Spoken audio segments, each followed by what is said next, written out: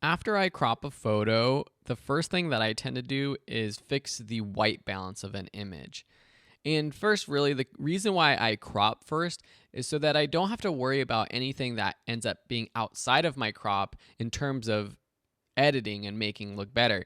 For example, maybe there was a big red ball over on the side that I cropped out and I would have had to play around with to make look good while editing, but since I cropped it out first, I don't have to worry about it. Okay, so in terms of white balance, the easiest way to do that is under our basic options. And so there you have in this first sort of block right here our white balance options. Depending on if you shoot in RAW or JPEG and you're editing a RAW or JPEG, you'll have different options, sort of presets up here in the top right. I believe that Sam mentioned something about how if you are shooting in RAW, things like editing color or applying color filters or styles or presets while shooting in camera doesn't matter as much because you can adjust everything later. And that's true. And this is an example of where we can use the as shot white balance or we can choose one. This was kind of in the shade, so let's see what that looks like. It makes everything a little bit too warm, so that's not right.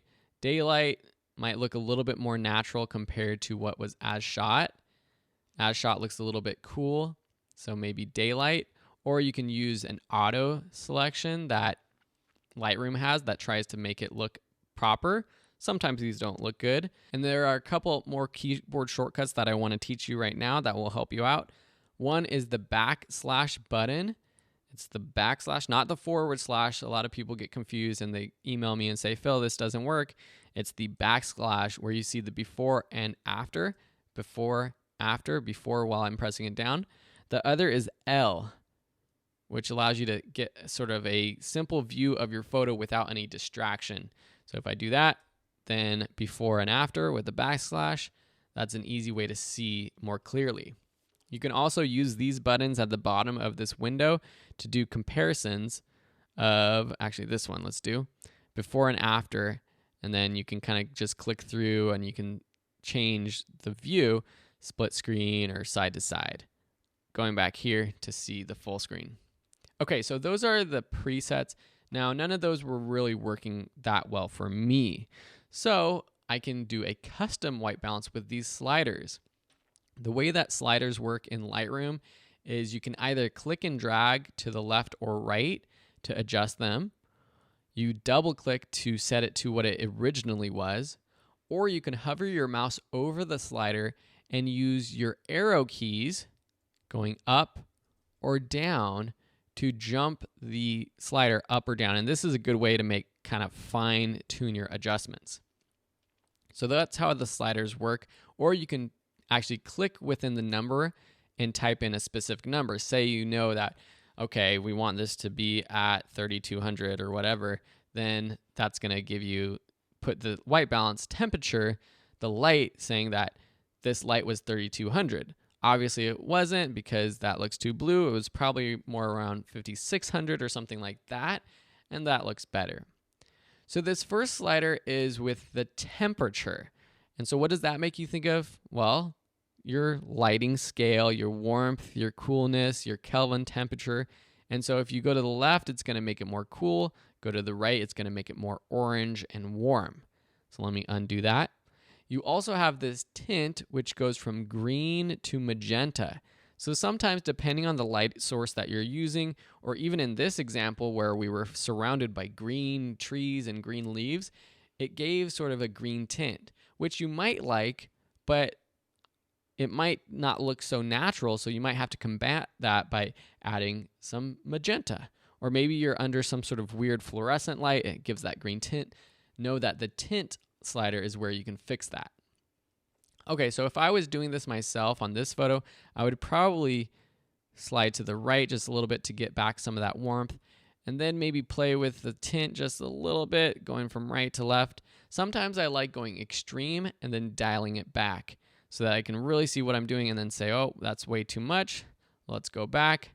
I don't even know where it started. It started at 19. So just a little bit might help. And again, we can go do the backslash before, after. That looks more natural to me. The other option for selecting your white balance is with the white balance eyedropper right here.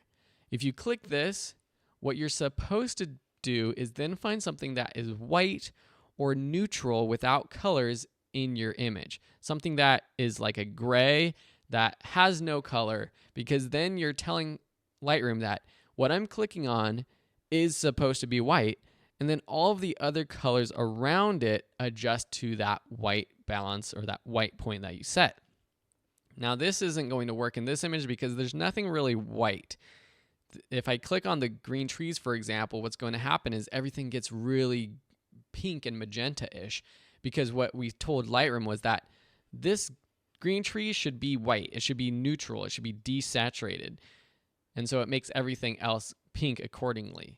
It drags it up that tint slider. I'm going to undo that with Command Z. If I click, say, I think my teeth are perfectly white, it's close, but everything gets a little bit too cool. So this is not a good example for this photo. Let's see if there's another photo with something that is more white.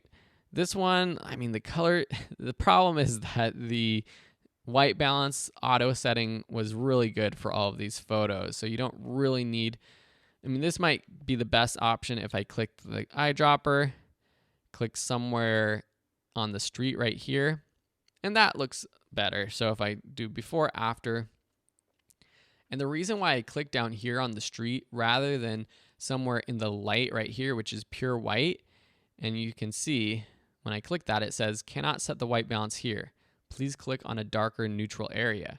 Because if your image is overexposed, that's not necessarily white. That's just overexposed, and there's not really any information in that part of the image for Lightroom to see and to use.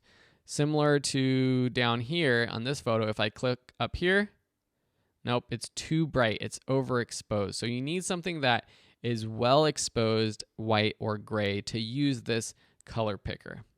If you are, holding up a white piece of paper, even here, actually, this is a good example. This wall is white behind us, and because of the vignette and the lighting, it looks gray. But if I click here, it'll make everything look better. It'll make the background look white, actually neutral gray, and then all the other colors kind of fall in line. And that's a perfect example of where this looks a little bit too green and a little bit too blue, but using the white balance picker and picking the blank neutral wall behind Will looks a lot better. So that's how you adjust and fix your white balance. In the next lesson, we'll be looking more at adjusting and fixing exposure.